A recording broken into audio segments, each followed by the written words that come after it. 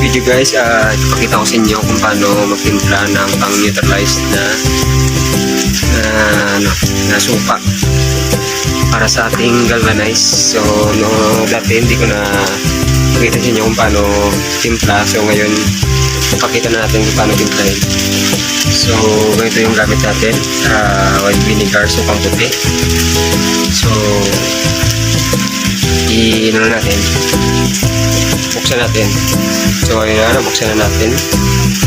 So kumuha kayo ng lagayan na hindi na ginagamit, tapos dun kayo magtimpla.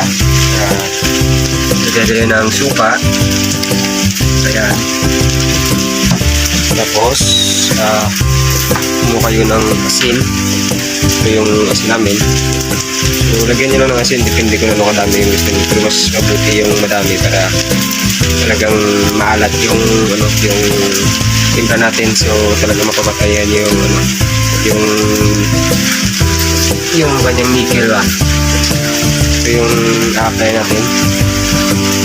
So ito na guys, gumamit din tayo ng twist na brush. Ihalo nyo muna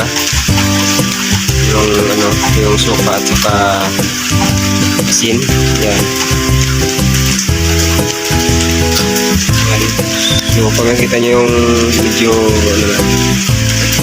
tunaw na yung asin, so pwede nyo nang i-apply sa galvanized na yero. So ayun guys, ganun lang kadali mag-timpla ng pang-neutralize gamit ang suka at asin. So ito lang kayo sa aking video. So don't forget to like, share, and subscribe para sa mga susunod pang mga video. So salamat.